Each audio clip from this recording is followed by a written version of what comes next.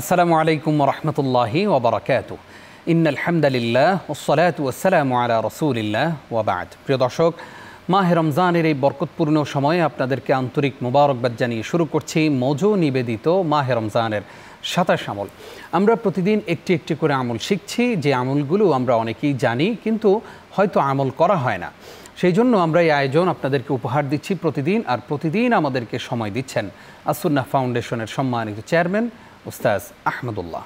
আসসালামু আলাইকুম রহমতুল্লাহি ওয়া বারাকাতুহু। ওয়ালাইকুম আসসালাম ওয়া রাহমাতুল্লাহি ওয়া বারাকাতুহু। শেখ, আপনাকে স্বাগত জানাচ্ছি আমাদের আজকের এপিসোডে। ধন্যবাদ আপনাকে। আমরা আজকে আপনার কাছ থেকে জানবো বেশি বেশি কোরআন তেলাওয়াত করা এই সম্পর্কে। কোরআন নাজিলের এই মাস, কোরআনের কারণেই যেই মাসকে আল্লাহ তাআলা সম্মানিত করেছেন, সেই মাসে আমরা কোরআনের সাথে কিভাবে সম্পর্ক সবচেয়ে বেশি নিবিড় করতে পারি?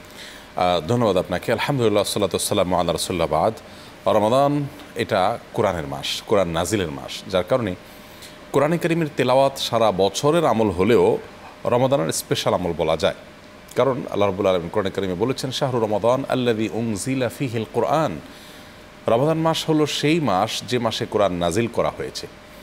আল্লাহ রাব্বুল আলামিন যে মাসটিকে কোরআন আমাদেরকে উপহার দেওয়ার জন্য নির্বাচন করেছেন, সন্দেহাতীতভাবে সেই মাসে কোরআনে কারীমের তেলাওয়াতের বিশেষ গুরুত্ব, বিশেষ তাৎপর্য নিহিত আছে। এ মাসের সাথে কোরআনের সম্পর্কটা এত গভীর যে আল্লাহ তাআলা লৌহে মাহফুজ থেকে দুনিয়ার আকাশে আল্লাহ তাআলা এই কোরআন নাজিল করেছেন একসঙ্গে রমজান মাসে লাইলাতুল কদরে। এরপর সেটাকে নবী সাল্লাল্লাহু আলাইহি ওয়াসাল্লামের নবুয়ত প্রাপ্তির 23 বছর জুড়ে আল্লাহ তাআলা একটু একটু করে যখন যেটা প্রয়োজন হয়েছে আমাদেরকে দিয়েছেন। তাহলে কোরআন নাজিলের দুটি ধাপ, একটি হলো একসাথে নাজিল হয়েছে লৌহে মাহফুজ থেকে দুনিয়ার আকাশে, দ্বিতীয় ধাপটা হলো ধীরে ধীরে নাজিল হয়েছে 23 বছর জুড়ে, সেটি হলো দুনিয়ার আকাশ থেকে প্রিয় নবী সাল্লাল্লাহু আলাইহি ওয়াসাল্লামের কাছে আল্লাহ নির্দেশে, যখন যেটা আল্লাহ নির্দেশ করেছেন জিবরিল সেটা নিয়ে এসেছেন।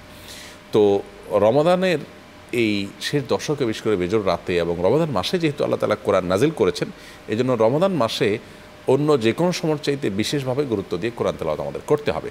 জি, প্রিয় নবী সাল্লাল্লাহু আলাইহি সাল্লাম তারাবিতে, বিশেষ করে রাতে নামাজে দাঁড়িয়ে তিনি কোরআনে কারীমের তেলাওয়াত করতেন প্রায় পুরো রাত জুড়ে।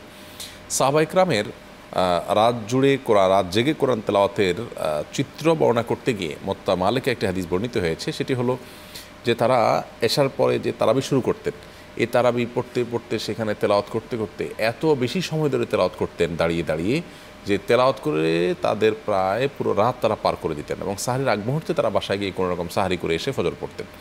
এই ছিল তাদের অবস্থা। আজকাল আমরা এত ব্যস্ত যে রাত জেগে বাদবন্দিগুলো আমরা কাজ করব কখন, মানে কাজটা আমাদের কাছে এত বড় বিষয় এবং এত গুরুত্বপূর্ণ হয়ে গেছে এবং আখিরাতের বিষয়টা এত গৌণ হয়ে গেছে আমাদের কাছে। এই জন্য কোরআনে কারীমের তেলাওয়াতের জন্য আমাদের বিশেষ মনোযোগ দেওয়া দরকার। রাত জেগে সারা রাত নবী সাল্লাল্লাহু আলাইহি ওয়াসাল্লাম তেলাওয়াত করতেন, সাহাবায়ে কেরাম করতেন। দুটি আমল আছে যে আমল বান্দার কাছে আল্লাহর পক্ষ হয়ে বিশেষভাবে সুপারিশ করবে। সেটার একটা হলো সিয়াম আর একটা হলো কোরআন। রমাদানের সাথে দুইটারই সম্পর্ক খুব সুনিবিড়। আমরা দিনের বেলায় সিয়াম পালন করব এবং দিনে কোরআন তেলাওয়াতের পাশাপাশি বিশেষভাবে রাতে কোরআন কারীমের তেলাওয়াতের প্রতি মনোযোগী হব। নবী সাল্লাল্লাহু আলাইহি ওয়াসাল্লাম বলেছেন, আস-সিয়াম ওয়াল কোরআন ইয়াশফাআনি লিল আবদ। সিয়াম এবং কোরআন এই দুটি আমল বান্দার জন্য সুপারিশ করবে। সিয়াম বলবে, আল্লাহ আমি আপনার বান্দাকে দিনের বেলা পানাহার থেকে বিরত রেখেছি, অতএব তার ব্যাপারে আপনি আমার সুপারিশ এখন গ্রহণ করুন।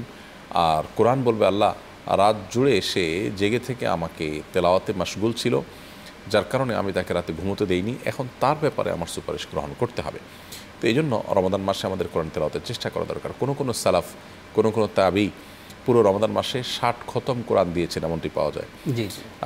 অনেক সালাফ পূর্বসূরীরা আছেন, আমাদের এই সমকালীন সময়ে অনেক সালাফ পূর্বসূরীরা আছেন যে রমাদানের অন্যতম প্রধান আমল হলো কোরআনে কারীমের তেলাওয়াত। আপনি যদি আমাকে প্রশ্ন করেন রমাদানে কোন আমলটা পরিমাণে সবচেয়ে বেশি করব, তাহলে আমি আপনাকে বলবো সিয়ামের পর রমাদানে পরিমাণে সবচেয়ে বেশি করার মতো আমল হলো কোরআনে কারীমের তেলাওয়াত, যেটাকে সবচেয়ে বেশি সময় জুড়ে আপনি করবেন। কারণ ইসলামের ইতিহাসের সেই সোনালী যুগ থেকে নিয়ে আজও পর্যন্ত সকল আল্লাহর নেককার বান্দাগণ, আল্লাহর বিশিষ্ট বান্দাগণ, তারা রমাদান মাস আসলে কোরআনের জন্য তারা নিজেদেরকে ওয়াকফ করে ফেলেন এবং কোরআনের জন্য তারা সময় বের করে ফেলেন।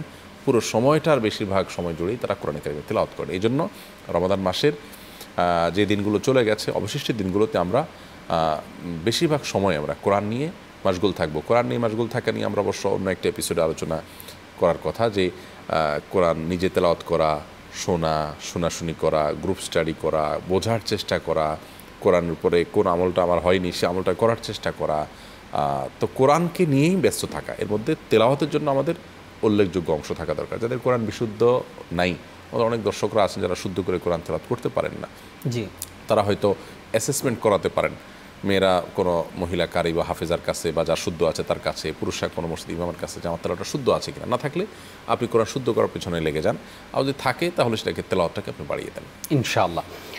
উস্তাদ, আমরা জানবো যে কোরআন তেলাওয়াত করতে করতে আয়াতে সিজদা যেগুলো আছে, সেই তেলাওয়াতের সিজদা আমরা কিভাবে দিব? আমাদেরকে অনেকে প্রশ্ন করে থাকেন। কোরআন কারিমের তেলাওয়াতের মাঝে মাঝে সেজদার আয়াত আছে, সেখানে সাইডে লেখা আছে এটা সেজদার আয়াত। ওই আয়াতগুলো যখন আমরা তেলাওয়াত করব তখন আমাদেরকে সেজদা দিতে হবে। ওই আয়াত তেলাওয়াত করার পর সেজদা দিতে হয়, একটা সিঙ্গেল সেজদা, জাস্ট কোনো নামাজ কালাম কিছু না, আল্লাহু আকবার বলে সেজদা গিয়ে 3 বার তাসবিহ পড়ে আবার আল্লাহু আকবার বলে উঠে গেলেন, শেষ। তো এই সেজদা কেন দিবেন? এর কারণ হলো যে আয়াতগুলো সেজদার আয়াত, সেই আয়াতগুলোতে হয়তো সেজদার কোনো নির্দেশ আছে, অথবা সেজদার কোনো ঘটনা আছে, অথবা সেখানে আল্লাহর এমন কোনো নিয়ামতের বিষয় আছে যেগুলোর পর জানার পর শোনার পর সেজদা সেটার ডিমান্ড করে, তো সেজদার ডিমান্ড করে সেটা। তো এরকম কিছুর কারণে সেই আয়াতগুলোর পরে সেজদা নবী সাল্লাল্লাহু আলাইহি ওয়াসাল্লাম দিয়েছেন, সেজন্য আমাদেরকে সেজদা দিতে হয়। তো এই যে সেজদাটা, এই সেজদা দেওয়াটা আবশ্যক। আমরা যখন তেলাওয়াত করব তখন দিব, যদি কেউ শুনতে পাই তিনিও সেজদা দিবেন, আর যদি কখনো এমন হয় যে মিস হয়ে যায় তাহলে পরবর্তীতে হলে সেটা আদায় করে দেওয়ার চেষ্টা করতে হবে ইনশাআল্লাহ। উস্তাদ, আমরা জানতে চাই যে কোরআন তেলাওয়াত যে আমরা করব, সেই কোরআন যারা আমরা পারি তারা তো একটা, যেমন যেই বিল্ডিংয়ে আমি থাকি, আমি হয়তো এই বিল্ডিংয়ে একজন আলেম, আমি কোনো উদ্যোগ নিতে পারি কিনা যে বিল্ডিংয়ের ছাদে অথবা বিল্ডিংয়ের কোনো একটা জায়গায় এই বিল্ডিংয়ের পুরুষদেরকে নিয়ে বা যারা কোরআন পড়েন তাদেরকে নিয়ে? আমরা বিভিন্ন সেক্টরে এটা করতে পারি। আমাদের রমাদান মাসে, বিশেষ করে কোরআন নাজিলের মাস হিসাবে, আমাদের কর্মস্থল, বাসা বাড়িতে যেখানে বসবাস করছি সেখানে নিজস্ব আঙিনাতে মসজিদ ভিত্তিক উদ্যোগের পাশাপাশি এরকম বিভিন্ন ভবন ভিত্তিক উদ্যোগ হতে পারে যার যা সুবিধা অনুযায়ী।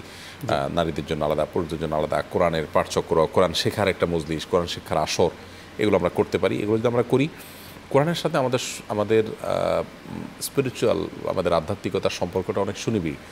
এখন যে ব্ল্যাক ম্যাজিকের এবং আপনার প্রচুর পরিমাণ আপনার দুষ্টু জিনের উপদ্রব ঘরে ঘরে, এটা থেকে উত্তরণের অন্যতম প্রধান উপায় হলো কোরআন কারিমের তিলাওয়াত। যত সুন্দর করে তেলাওয়াত করা হবে, শোনা হবে, এটার জন্য আমাদের ট্রিটমেন্ট হবে অনেক বেশি। কোরআনকে আল্লাহর জন্য শিফা বলেছেন। অনেক অনেক দুরারোগ্য ব্যাধি, শারীরিক কিংবা আপনার আধ্যাত্মিক, এটার চিকিৎসা হলো কোরআন কারিমের তেলাওয়াত। সো কোরআন কারিমের তেলাওয়াত আমাদের বিভিন্নভাবে বাড়াতে হবে। এটা এত গুরুত্বপূর্ণ যে কেউ যদি মুখস্থ তেলাওয়াত করতে চান, ওযু ছাড়াও কিন্তু তেলাওয়াত করতে পারেন। অবশ্য স্পর্শ করে কোরআন ধরে যদি তেলাওয়াত করতে হয় তাহলে সেক্ষেত্রে ওযু থাকাটা আবশ্যক। এটাই হলো বিশুদ্ধতর মত। বিভিন্ন সাহাবীদের থেকে বহু হাদিসের আলোকে সুসাব্যস্ত যে অপবিত্ররা কোরআন স্পর্শ করবে না।